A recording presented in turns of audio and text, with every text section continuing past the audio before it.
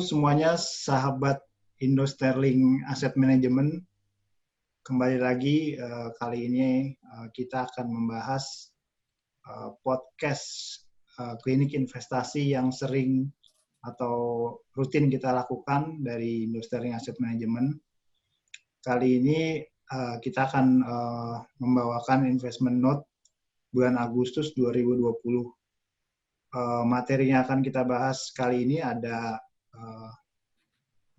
economic data di bulan Juli 2020, terus juga ada market update yang terjadi di bulan Juli, serta fund performance reksadana yang dikelola oleh Indo Sterling Asset Management. Kali ini saya didampingi oleh dua analis dari Indo Sterling Asset Management. Yang pertama ada Triyanti Kusumaning Tias, portofolio analis khusus fixed income. Nanti akan membahas economic data. Terus yang kedua ada Bapak Ibrahim, portofolio analis khusus equity. Nanti akan membahas market update yang terjadi di bulan Juli. Untuk mempersingkat waktu, saya persilakan Ibu Triyanti Kusumaning Tias untuk membahas economic data di bulan Juli 2020. Oke, mari kita lanjutkan untuk masuk ke investment notes Agustus 2020.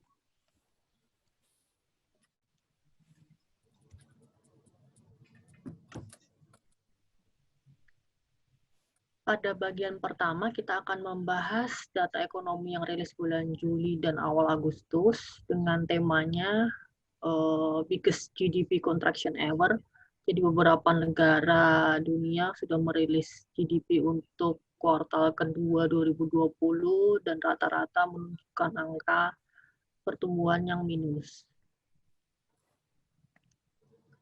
Update sedikit untuk global, per 9 Agustus memang secara kumulatif 19,5 juta orang yang terkonfirmasi positif COVID.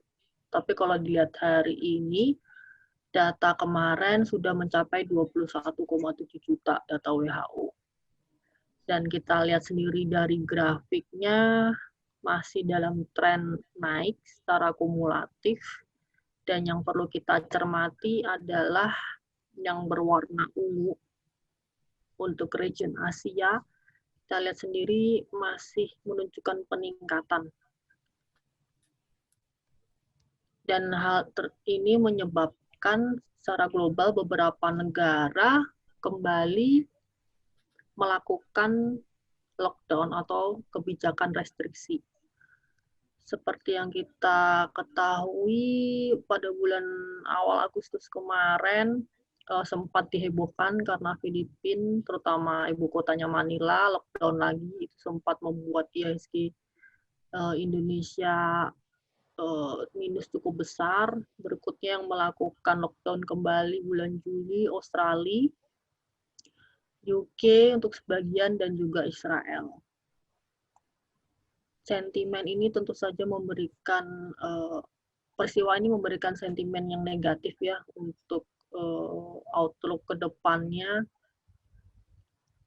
Apakah pemulihan akan terjadi V-shape? Sepertinya kalau COVID-19 lajunya masih belum menunjukkan perlambatan seperti ini, semakin pesimis atau semakin kemungkinan untuk recovery V-shape dikhawatirkan akan semakin tidak terjadi. Ini beberapa negara yang sudah merilis data pertumbuhan GDP kuartal kedua 2020. Seperti kita lihat sendiri, yang masih menunjukkan data positif itu hanya Vietnam dan China. Sedangkan yang lainnya menunjukkan data pertumbuhan ekonomi yang negatif. Yang sangat parah ini data year on year. Kalau dilihat seperti ini, emang sepertinya Indonesia masih agak lebih baik daripada negara-negara lainnya, terutama di kawasan Eropa, Amerika, dan bahkan di kawasan Asia sendiri. Untuk Amerika Serikat, data yang rilis data ekonomi yang rilis bulan Juli kemarin. Untuk sektor bisnis yaitu dengan angka PMI maupun industrial production memang masih menunjukkan perbaikan. Bahkan bulan Juli kemarin angka PMI-nya Amerika sudah mencapai 50, yaitu sudah memasuki zona ekspansi. Untuk masih menunjukkan perbaikan walaupun secara perlahan, unemployment rate-nya sudah turun dari 11 ke 10. Initial jobless claim-nya agak sedikit naik di bulan Juli, sedangkan non-farm payroll-nya juga sayangnya agak sedikit mengalami penurunan. Jadi di sektor labor sendiri Amerika tampaknya masih ada tren mengalami perbaikan, tetapi sayangnya perbaikannya mengalami perlambatan. Untuk dari sisi consumer sendiri, housing starts-nya masih naik, retail sales-nya kita lihat sudah berada di area positif yang tadinya -5 sudah jadi positif. Inflation rate-nya naik sedikit dari 0,1 ke 0,6. Sedangkan kita lihat sendiri nanti yang akan dibahas lebih lanjut, data GDP-nya untuk kuartal kedua turunnya sangat tajam, turun ke bawah -32,9 untuk quarter on quarter, sedangkan year on year -9,5. Untuk suku bunga masih dipertahankan di 0,25, sedangkan kinerja saham maupun nilai tukarnya sendiri bulan dibandingkan bulan Juli dolar mengalami pelemahan. Sedangkan untuk sektor saham masih menunjukkan positif. Untuk obligasinya sendiri, yield-nya mengalami penurunan, yang artinya mengalami kenaikan harga.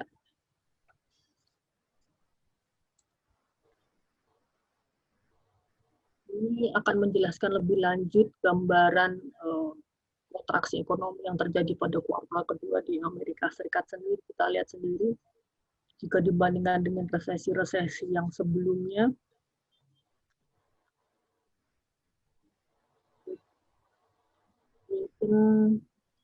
ataupun 2008-2009 krisis, resesi-resesi sebelumnya, kontraksi ekonomi kuartal kedua 2020 ini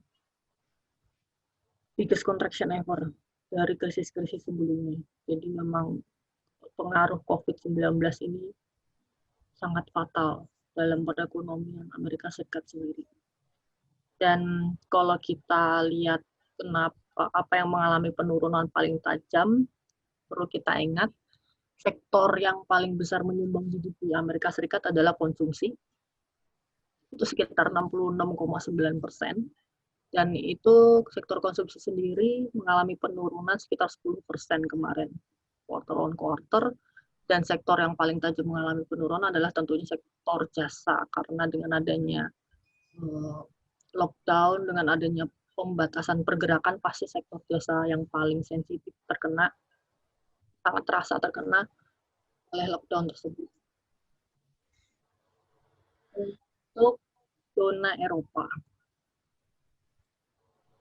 Untuk zona Eropa, untuk angka GDP sama mengalami kontraksi, bahkan sudah 2 kuartal berturut-turut. Untuk zona Eropa kita lihat 15% dan bahkan tinggi 70%. Untuk Eropa, area Eropa, penyumbang kontraksi yang paling besar adalah Spanyol, Prancis, Italia. Ketiga negara ini termasuk penyumbang kontraksi ekonomi yang cukup besar di zona Eropa. Dan sayangnya ekonomi terbesar yaitu Jerman sendiri sudah mengalami pertumbuhan negatif 2 kuartal berturut-turut juga.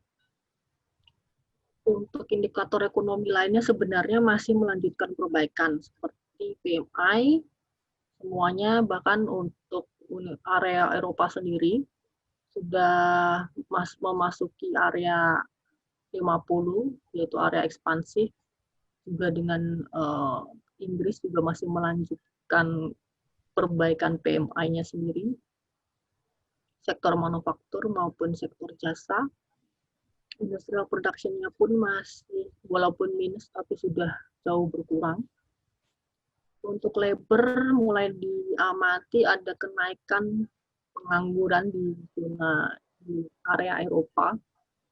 Untuk Inggris sendiri masih stabil, sedangkan sektor consumer masih mengalami perbaikan, walaupun retail sales kita lihat sama-sama masih negatif, tapi negatifnya sudah mulai berkurang, masih melanjutkan pengurangan negatifnya.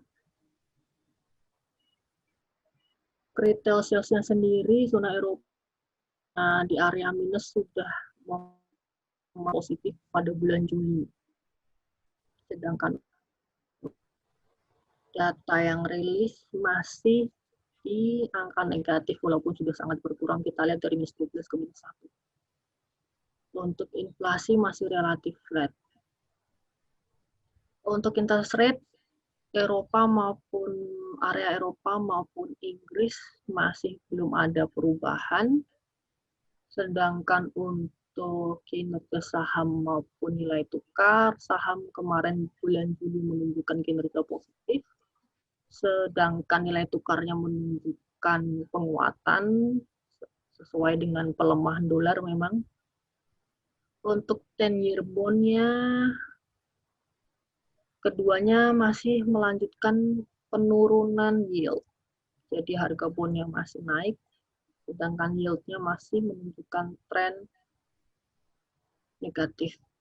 Untuk Eropa masih di zona negatif. Untuk UK juga masih mengalami penurunan terus. Untuk Asia, negara Cina maupun Jepang kemarin rilis GDP cukup parah juga, minus 9,9 kuartal kedua, sedangkan China kuartal kedua menunjukkan perbaikan yang cukup luar biasa di 3,2% positif. Cuman yang perlu kita cermati, ketika negara lain masih proses pemulihan, tentu China juga akan pemulihannya tertahan. Seperti kita lihat dari PMI-nya sendiri, memang sektor manufaktur masih naik dari 50,9 ke 51,1. Tapi sektor jasanya PMI-nya mengalami penurunan 54,4 ke 54,2. Untuk Jepang sendiri, PMI-nya masih terus mengalami perbaikan walaupun masih di bawah angka ekspansif 50. Sedangkan sektor jasanya sendiri, sektor consumer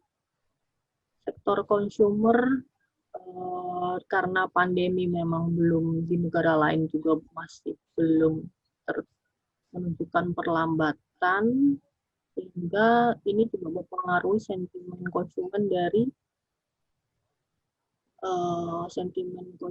China sendiri. Kita lihat untuk China, sentimen consumer confidence-nya sendiri malah mengalami penurunan terus-menerus, walaupun memang dari inflasi maupun retail sales-nya masih menunjukkan perbaikan. Sedangkan Jepang sendiri, consumer confidence-nya mengalami perbaikan walaupun masih di zona yang cukup rendah, dan retail sales-nya juga cukup mengalami perbaikan dari minus 12 ke minus 1,2, tapi inflasi masih relatif flat. Bunga untuk China belum mengalami perubahan di 3,85, begitu juga dengan Jepang. Dari sisi obligasi, Jepang yield-nya masih mengalami penurunan, tetapi China yield-nya, trennya melanjutkan kenaikan yield. Berarti harganya obligasinya turun untuk China, berbeda dengan Jepang, Eropa, maupun Amerika. Untuk kinerja saham maupun nilai tukar, China, Hong Kong kinerja positif untuk bulanannya, sedangkan Jepang negatif, sedangkan nilai tukar mengalami depresiasi.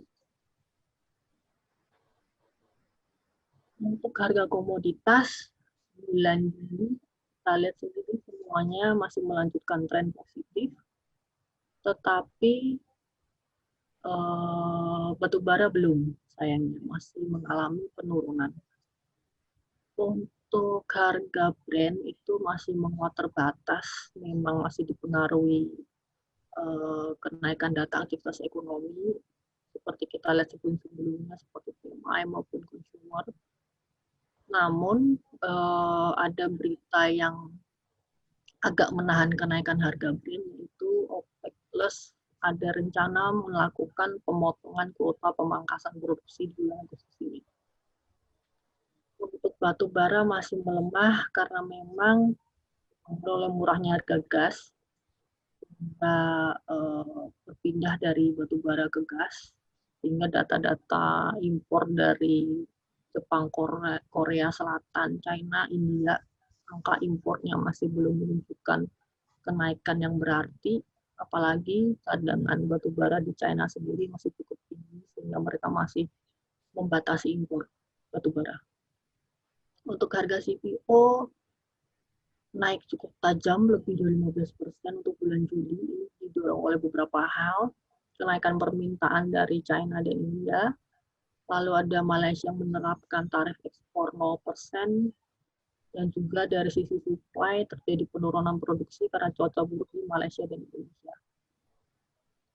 Untuk emas sendiri, bulan Juli mendekati 2.000 US dollar per ounce, itu naik 9% karena tentu saja ketidakpastian pemulihan ekonomi global karena dengan adanya rilis data GDP yang kuartal kedua kemarin beberapa negara sebagian besar menunjukkan data negatif, sehingga pasti emas sebagai safe haven aset akan mengalami rally harga. Oke, berikutnya akan dilanjutkan oleh Pak Ibrahim.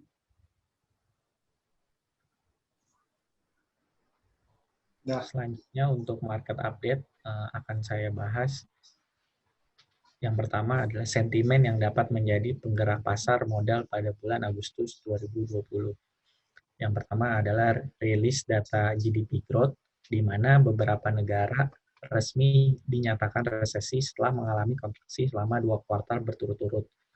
Untuk Indonesia sendiri mengalami kontraksi sebesar 5,32%, namun hal ini masih di kisaran prediksi para investor atau ekonom. Selanjutnya yang menjadi penggerak pasar bulan ini ada perkembangan vaksin. Salah satunya adalah vaksin dari Rusia yang mulai diproduksi batch pertama di pertengahan Agustus, namun perlu ditinjau secara hati-hati khususnya dari segi keamanan vaksin ini. Selain itu juga investor juga mencermati progres dari pelonggaran lockdown atau PSBB transisi.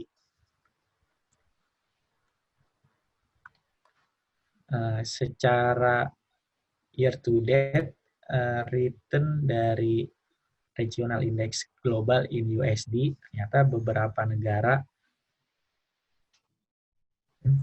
return yang positif, khususnya di negara China, itu Shanghai Composite Index, Korea, dan Jerman catatkan kinerja positif secara year to date. Bahkan beberapa indikator yang sudah menunjukkan kondisi pulih di pasar keuangan. Contohnya Bloomberg Financial Condition Index yang mencatatkan angka yang positif setelah melewati level terendahnya di bulan Maret. Namun sebaliknya, mayoritas indeks saham negara berkembang masih mengalami kinerja yang negatif. Hal tersebut menandakan bahwa global investors masih menginvestasikan dananya ke instrumen yang dianggap relatif lebih aman, atau istilahnya flight to quality.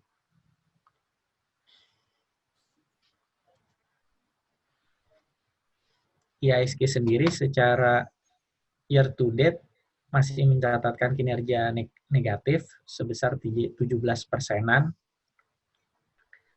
Namun secara tren, indeks sudah memasuki tren naik sejak terjadinya crossing antara moving average 60 dan moving average 100. Hal tersebut mengkonfirmasi secara jangka menengah indeks sudah mulai mencatatkan tren yang positif.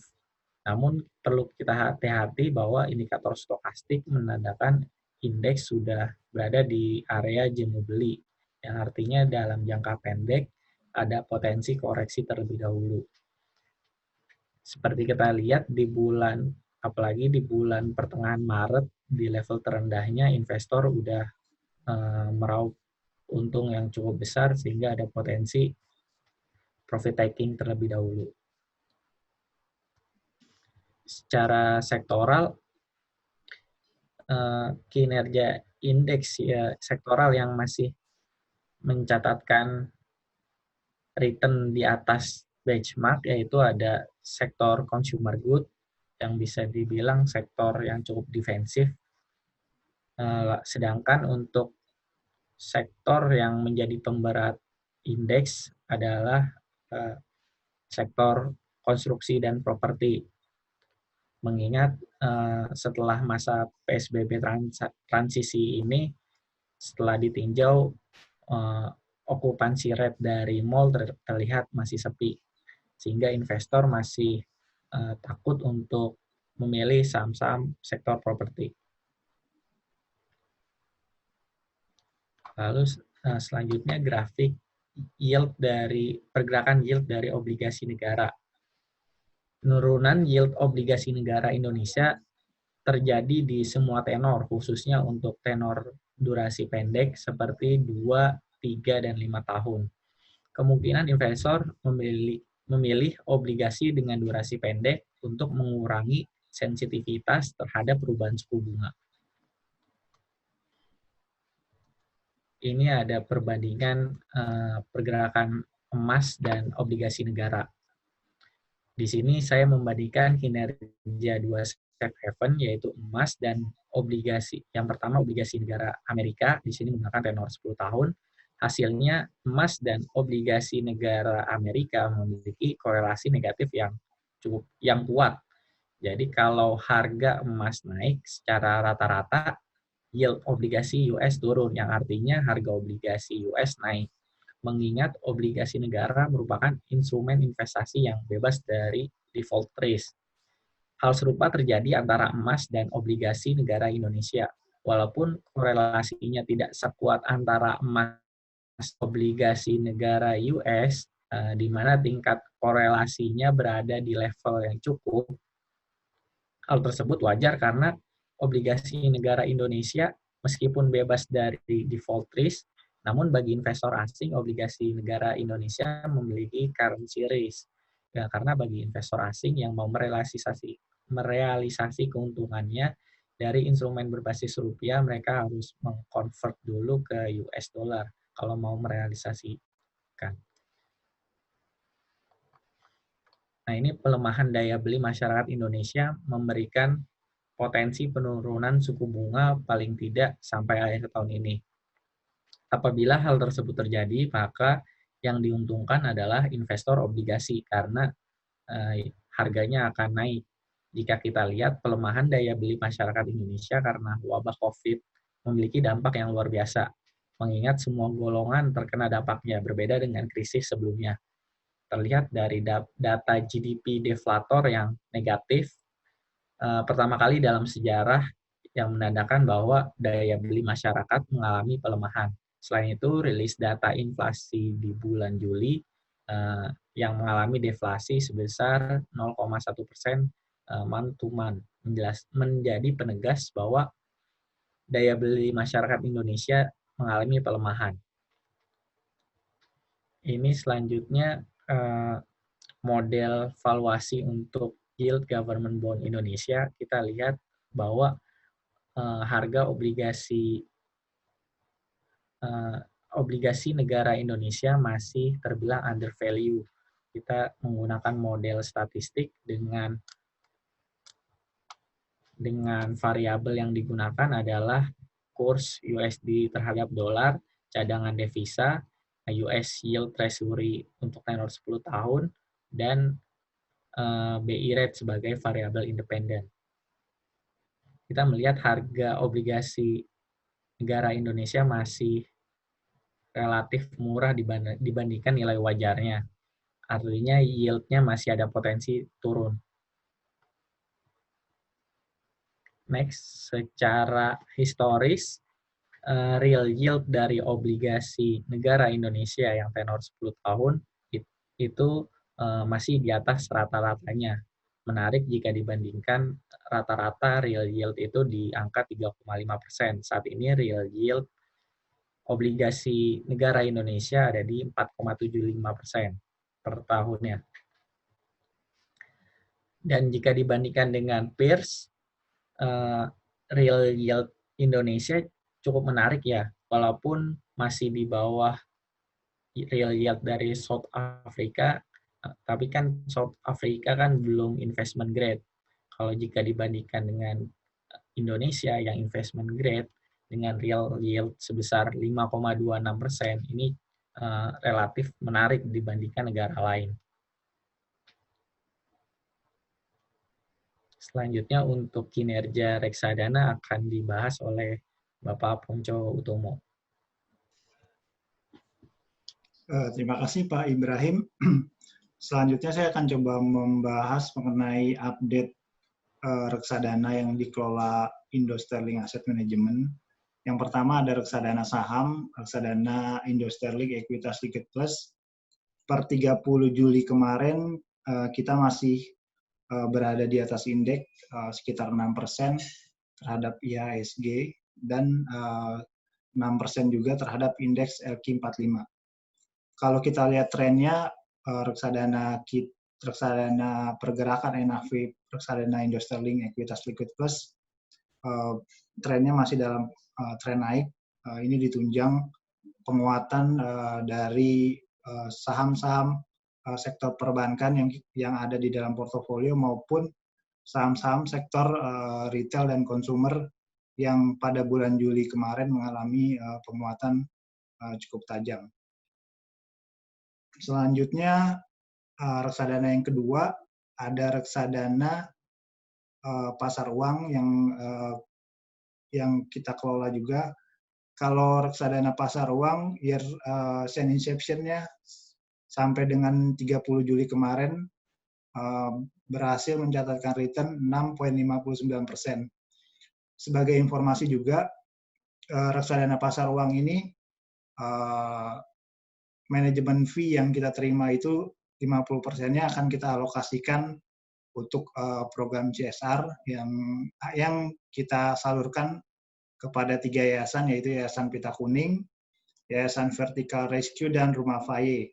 Jadi kalau sahabat-sahabat Indo Sterling yang ingin berinvestasi sambil beramal, kita udah ada sarananya. Dan kalau dilihat dari resiko dari reksadana pasar uang ini juga paling rendah dibanding reksadana-reksadana lainnya. Mungkin itu yang bisa kita update untuk investment note bulan Agustus 2020. Beberapa kesimpulan yang bisa kita tarik, kalau dari data-data ekonomi dunia, khususnya di kuartal kedua, banyak beberapa negara maju maupun berkembang yang sudah mengalami resesi. Di Amerika sendiri, kemarin pertumbuhan Q2 2020 minus 32%, ini terparah sepanjang sejarah.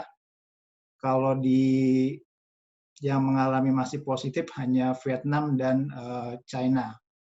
Kalau kita lihat dari market update di bulan Juli kemarin, pergerakan saham sudah mendahului ekspektasi dari krisis yang terjadi saat ini. Pergerakan pasar saham sudah mulai kembali rebound. Ini diprediksi karena adanya vaksin yang sudah mulai diuji coba, dan diperkirakan di awal 2021 ini vaksin tersebut bisa efektif menangani penyebaran COVID-19 ini. Selanjutnya, kalau misalkan ada kritik, saran maupun pertanyaan terhadap podcast dari Indo Sterling Asset Management ini, rekan-rekan atau sahabat-sahabat Indosterling bisa komen atau mengajukan pertanyaan di channel YouTube Indosterling Asset Management. Demikian investment note bulan Agustus. Semoga update market yang dilakukan oleh Indosterling Asset Management ini bermanfaat bagi rekan-rekan maupun sahabat-sahabat Indosterling Asset Management dimanapun Anda berada. Terima kasih atas saran dan kritiknya.